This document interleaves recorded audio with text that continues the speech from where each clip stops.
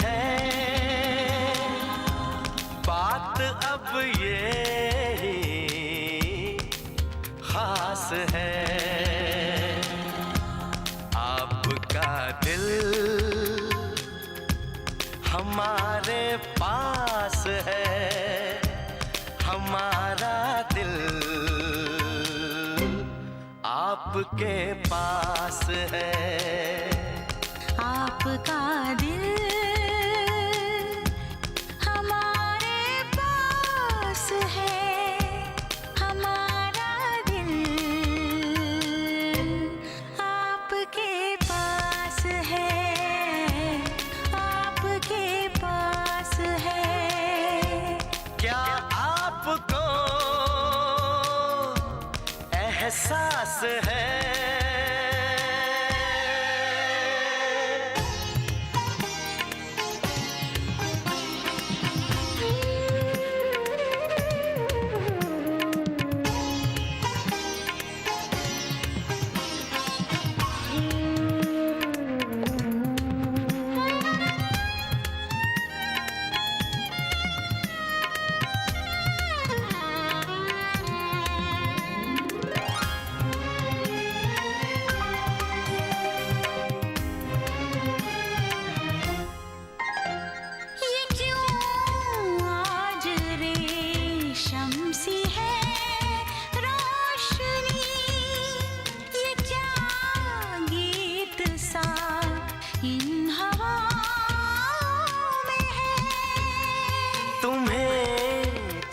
के रेशम हुई रोशनी मेरे दिल की धड़कन फिजाओं में है। बहके बहके गई दिल में जज्बात है, जागी जागी कोई अनकही प्यास है। आपका दिल हमारे पास है, हमारा दिल आपके पास है, आपके पास है।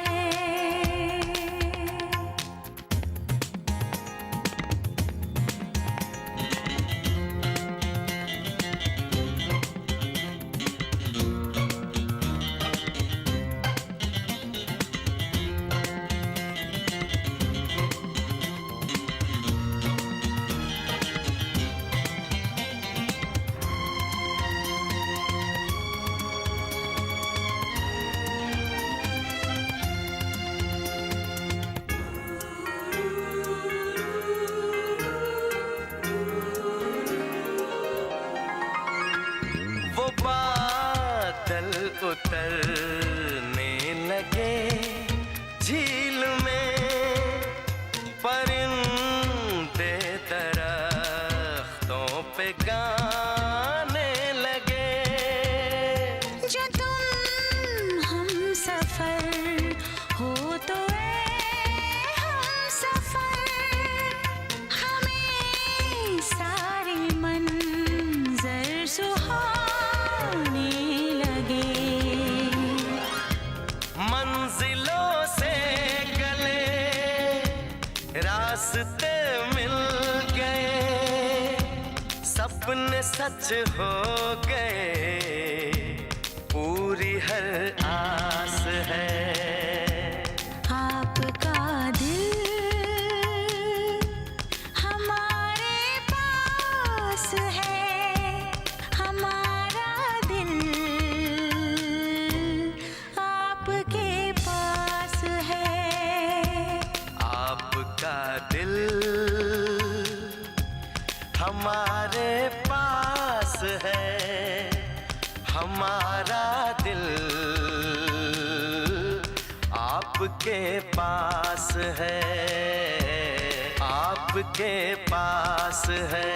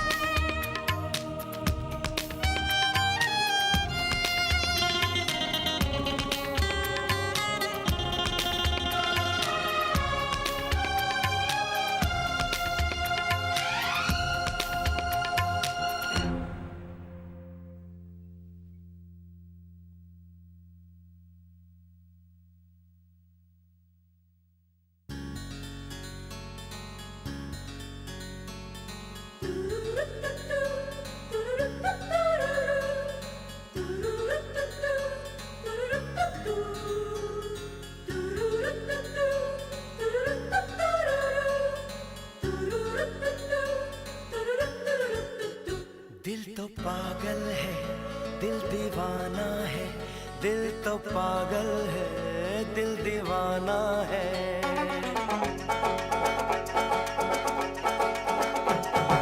पहली पहली बार मिलाता है यही, सीने में फिर आग लगाता है। धीरे धीरे प्यार सिखाता है यही, हंसाता है यही, यही रुलाता।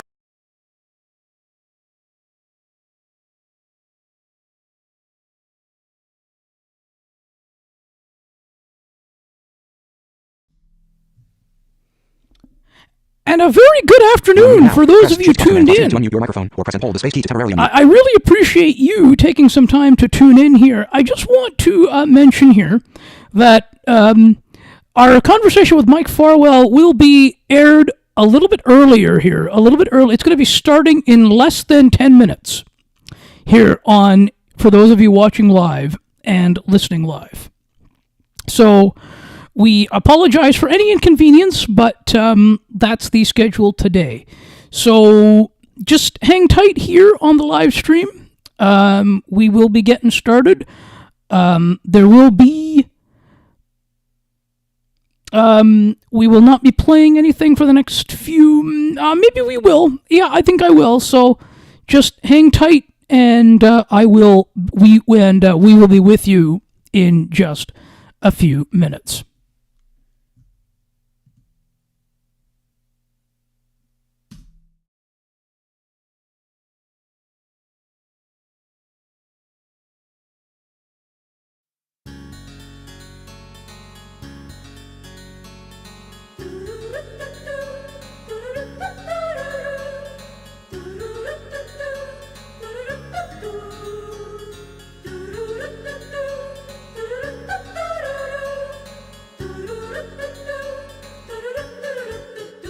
दिल तो पागल है, दिल दीवाना है, दिल तो पागल है, दिल दीवाना है।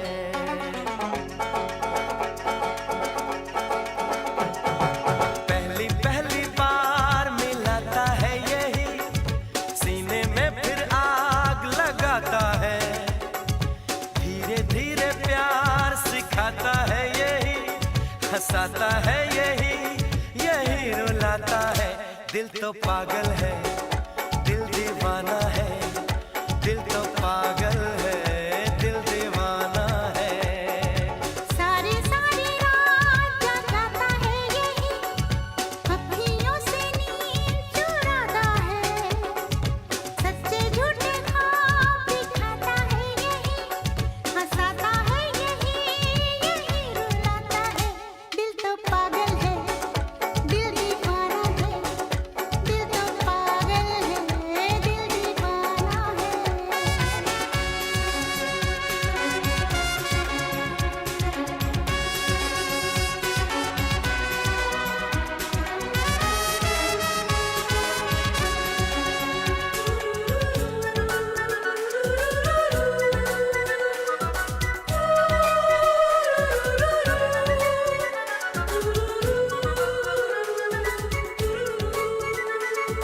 La la la la la, la la la la la, la la la la la, la la la la। इस दिल की बातों में जो आते हैं, वो भी दीवाने हो जाते हैं। मंजिल तो राह ढूंढ लेते हैं, रास्ते मगर खो जाते हैं। दिल तो पागल है, दिल दीवाना है। दिल तो पागल है, दिल दीवाना है।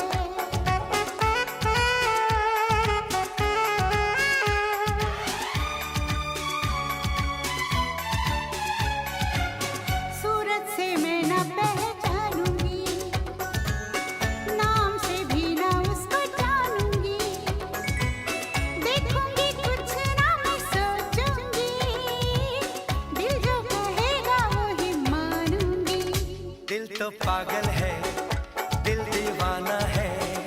हाँ ये पागल है, हाँ दीवाना है।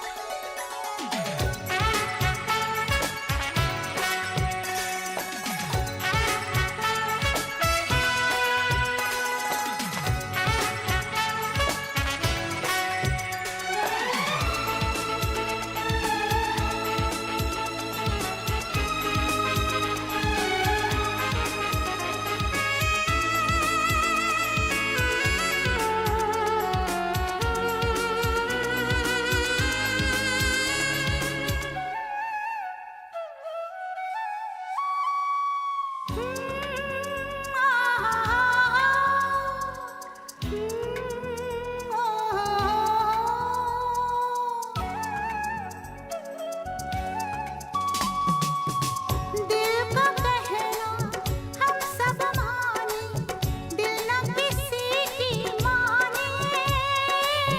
जान दी हमने, जान गए सब, एक वो ही न जाने। दिल तो पागल है, दिल दीवाना है। दिल तो पागल है, दिल दीवाना है।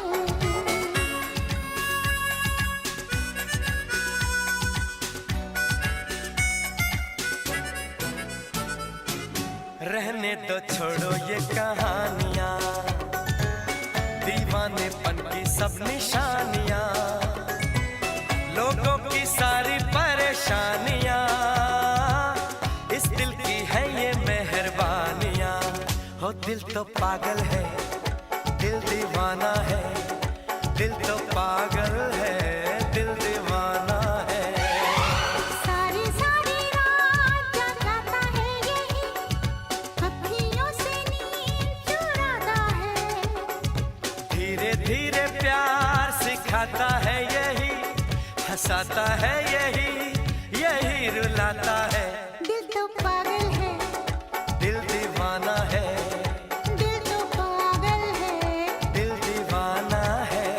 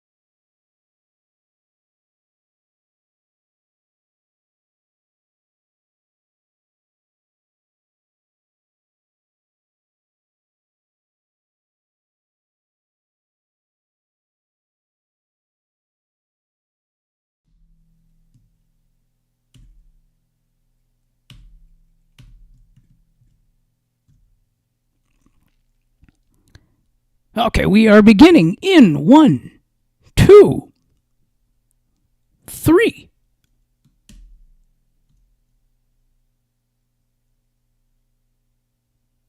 And a very good Thursday afternoon here on Thursday, June the 6th, 2024. I am your host, Ali Musa. This is Broadcast Map. I am joined for this show today by the host of the OHL podcast and play-by-play voice of the Kitchener Rangers, Mike Farwell. Mike, thank you so much for taking some time to join me today. Always happy to be here, Ali. Thanks for the invitation. Always a pleasure. And I'd like to start with a couple of listener shout-outs here. Craig Needles and Gina Lawrence say hi, by the way. Gina is one of my absolute favorite people. She is responsible for me working at this radio station. She was the first one to hire me into this place, and I've left and come back a couple of times, but my first foot in the door was thanks to Gina. And I am honored to be recognized by somebody as talented as Craig Needles. Let me tell you, when I grow up, I want to be just like Craig. Yeah, you know what? Can I just can I just tell you a funny story? By all means. Okay. So interestingly enough, you know the story as to how I got doing a talk show. And it was funny because I always kind of see in my younger days, right? I always, I used to enjoy listening to talk radio and sports, of course. I was always I always wanted to be informed. So, of course, in the early days, it was, of course, the late Jeff Allen and the late Wayne McLean. And go ahead. And I always wanted to come into the studio. Pardon me? I just had somebody walk into the studio on me. Oh no! Oh, my apologies. No, it's on my end. Okay, so, right. Yeah, Jeff Allen and Wayne McLean. Right. Okay. So, and the thing is I always sort of said I wanted to. Now, this was back, in my this was back when I was like 7 and 13 and 4, and even and when I was like 16, 17 years old, and I'm like, okay. So I said I'd like to be just one day I'd like to sort of host a talk show like they're doing.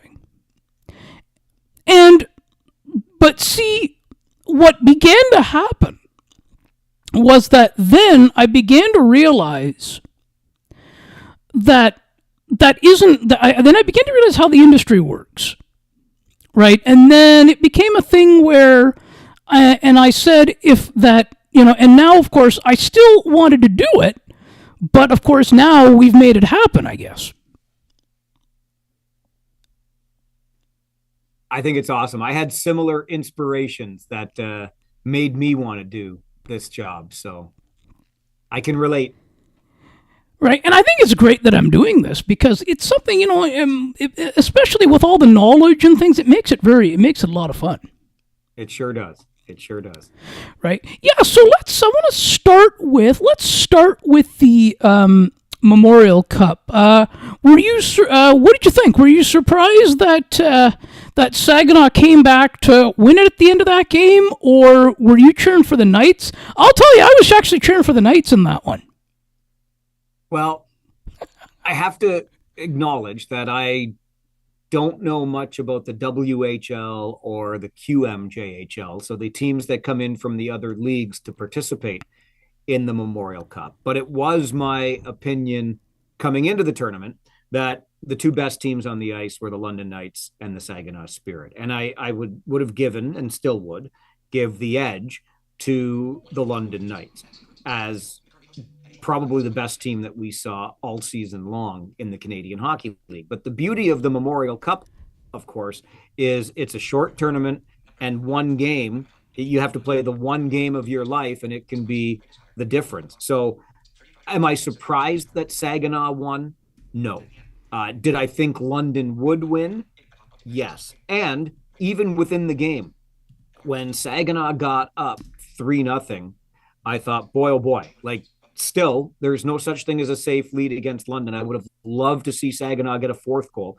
And as London started coming back, I thought, oh boy, here we go. And at 3-3, I thought London is just doing London things and they're going to win this thing now, coming back from that 3-0 deficit. But what a finish we got with Saginaw scoring that championship winning goal with 22 seconds to play. Full value for the fans, full value for the Saginaw and surrounding area. They did a great job putting on that Memorial Cup, and that was just a treat. We are not going to forget that for a long time to come.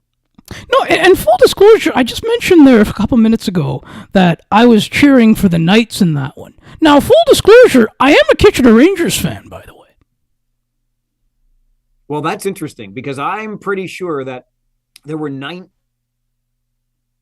OHL cities cheering for Saginaw because they didn't want to cheer for the London Knights. The London Knights are the team that everybody loves to hate. So you being a Kitchener Rangers fan actually cheering for London is a big deal, Ali. Oh, go ahead. Can you elaborate a little bit more on that? Explain that to us.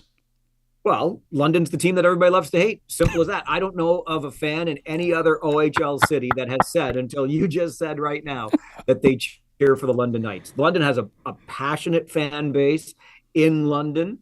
Understandable. They're a great team and a tremendously run organization. But when you're on top, everybody loves to hate you. And I think that's what happens around the OHL.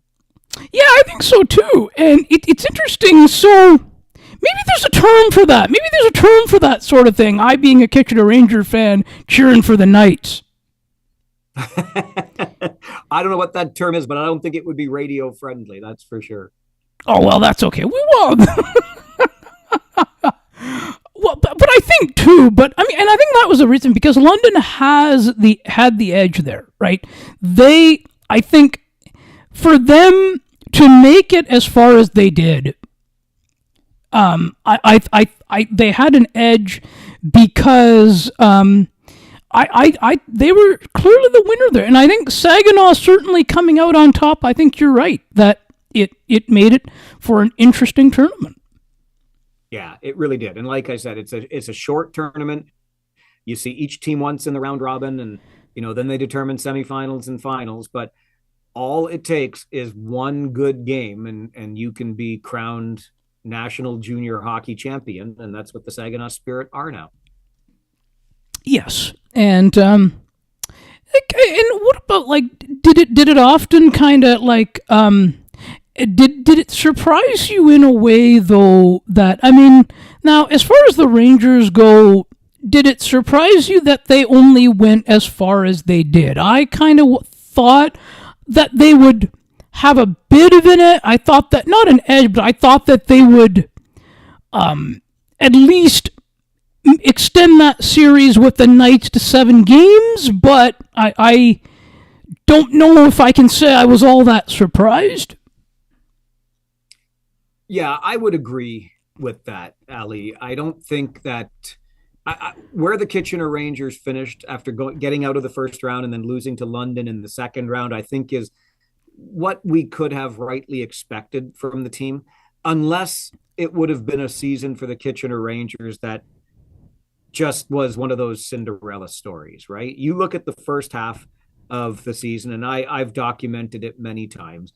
Exactly halfway through the season, 34 games in, and Kitchener reached the Christmas break. They were 24-8-2 at the time, and had basically led the entire Ontario Hockey League from the beginning of the season until the midway point at the Christmas break. It was remarkable. But you could see in the second half that the team's youth was catching up to it a bit.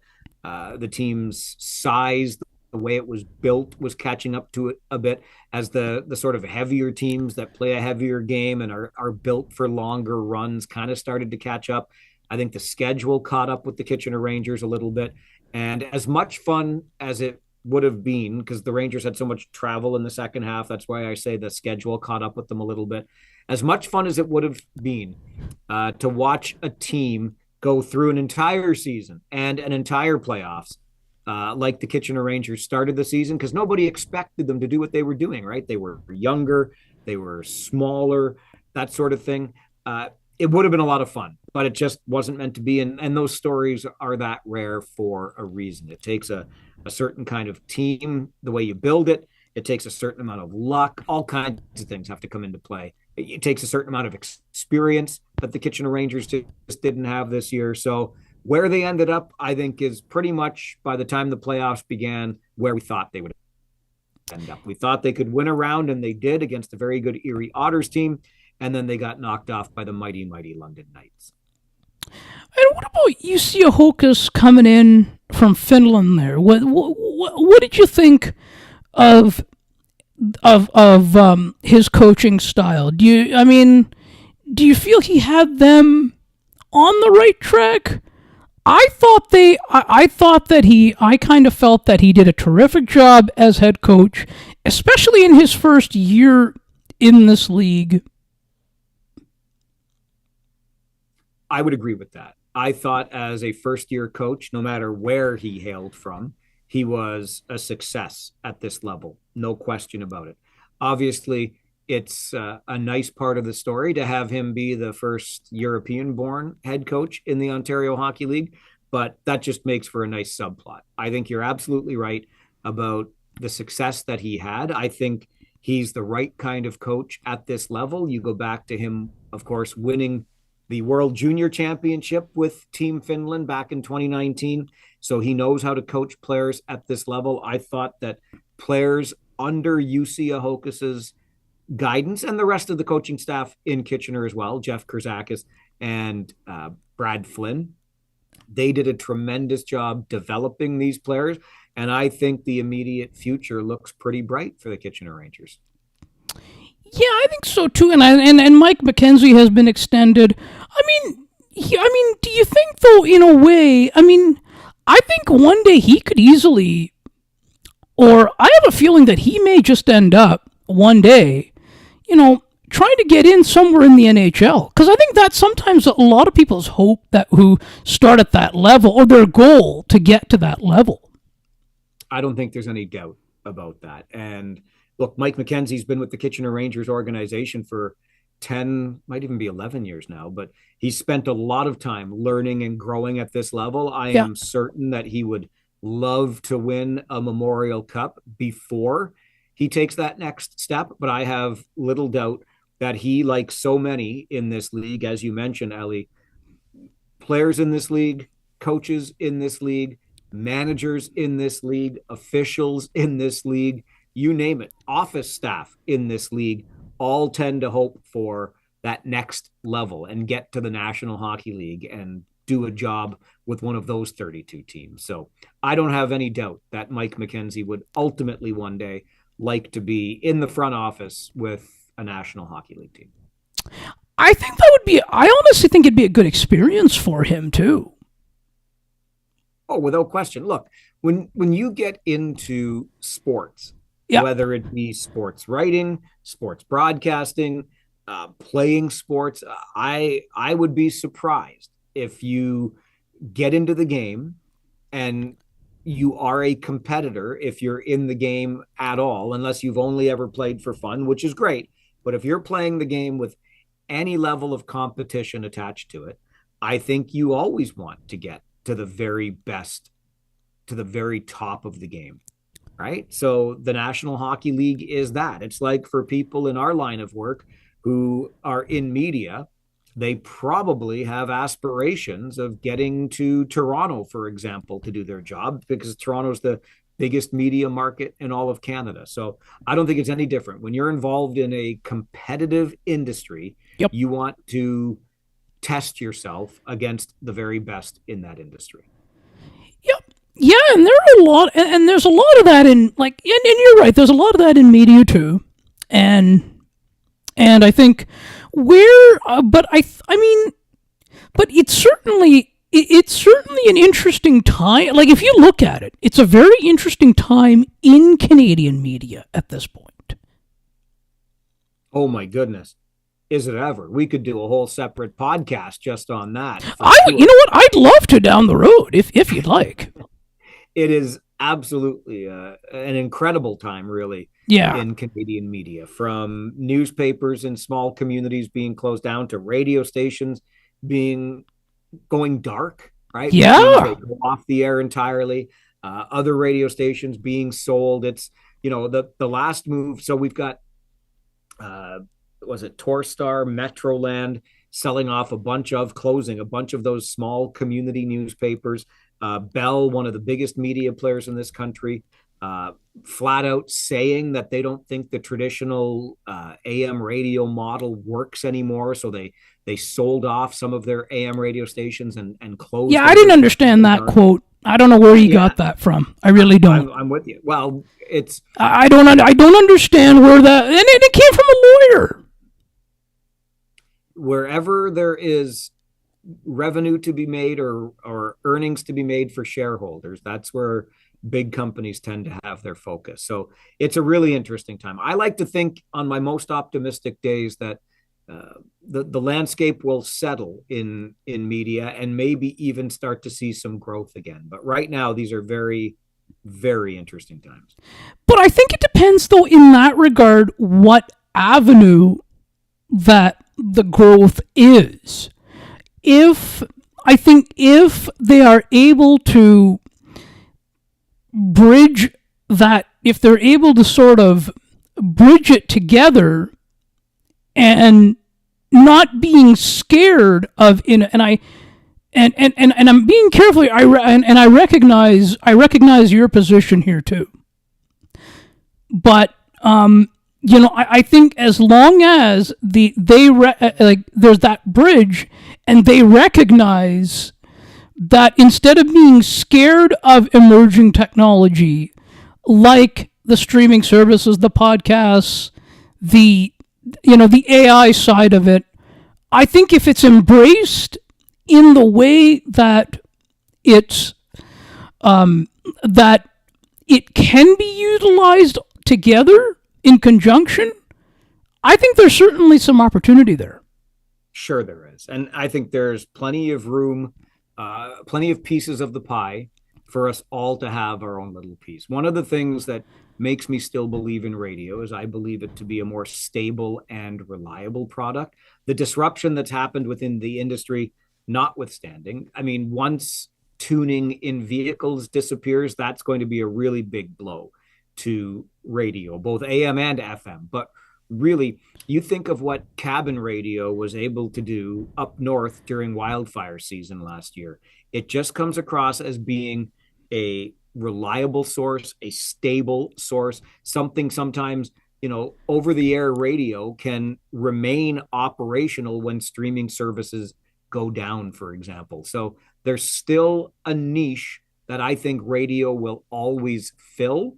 The question is, can that niche be monetized? Because if it can't, that's when things start going sideways. Yeah, and I was just about to say that. As long as the proper investment is made in it, then the answer to that is yes. Yes, right. So we just have to figure out, what those revenue streams look like today. And it's not about I think when it comes to but the key thing now we're seeing though is syndication, right? That's the key thing we're seeing in daytime slots too. Yes, we are seeing quite a bit of that, and it's a little bit frustrating. I get it, but as long as it's keeping those radio stations on the air in the communities that they serve, I'm open to exploring it further. Yes. Yeah. And yeah, now when it comes to the back, kind of circling back to the Memorial Cup a little bit, do you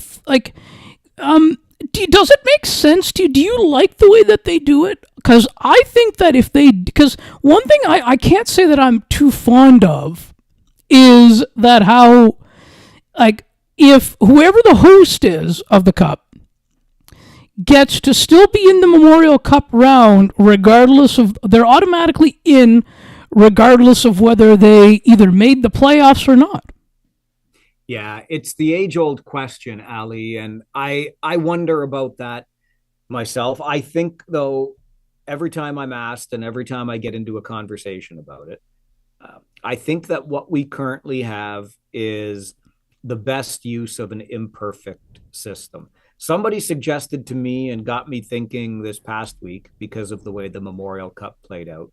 They suggested, what if you had to do a double knockout in order to win? Because the London Knights made it all the way to the final without losing a game. They were 3-0. Meantime, the Saginaw Spirit got there and they were 3-1 because they lost a game to London in the round robin, so they were 2-1.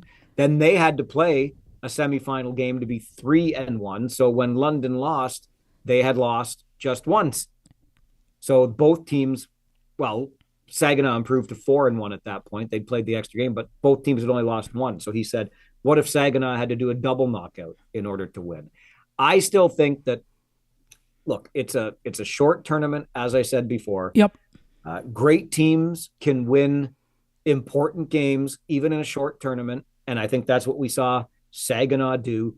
And frankly, I think we all understand that if you do not have a host team, you are going to lose a whole bunch of the interest in those games in a market where there's not a team that fans can identify with, have already built a relationship with, etc. So I think I'm still going to stand on the model that we have is not perfect, but it's the best we can do with the system that we've got.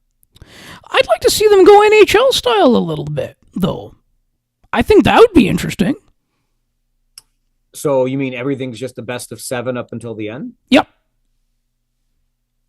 Yeah, maybe. I just don't know then what you do with the teams from the other leagues. So when the playoffs begin, are you taking 48 teams and starting a tournament between the CHL, OHL, and QM8, JHL, or are you taking fewer teams into the playoffs? And I don't know what you're going to do then. Well, I'm okay with it. Well, no, yeah, that's interesting too, but that's a good point too. But I would be okay if they all kind of played each other.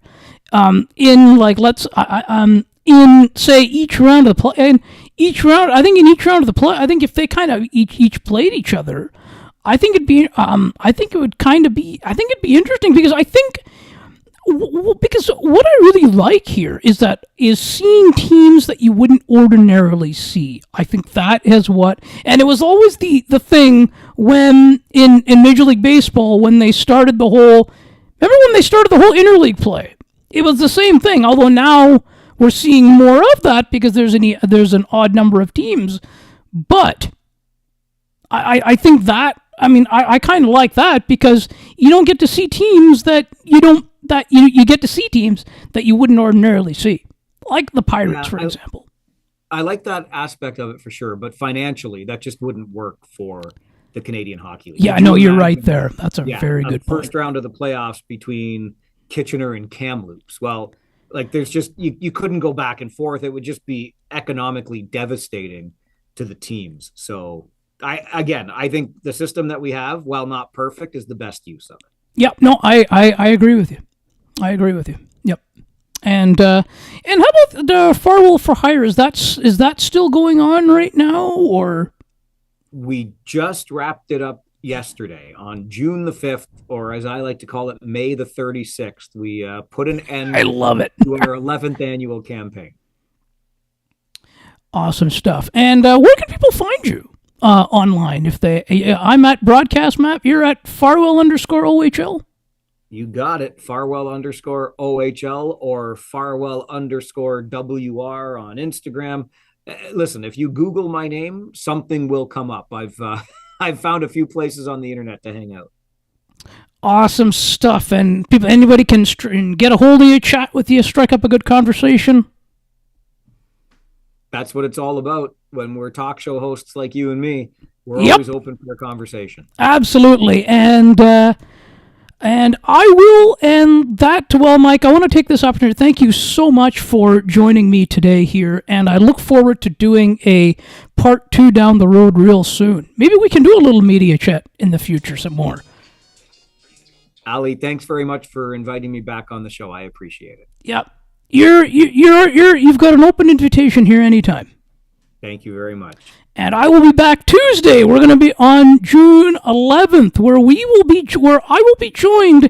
We'll do a little around the news segment with Becky Coles coming in again for, I wonder what some of the topics will be. Carbon tax, maybe. Well, you have to tune in and find out. I have been your host, Ali Musa. Thank you so much for joining me, and have a wonderful rest of your day and week, however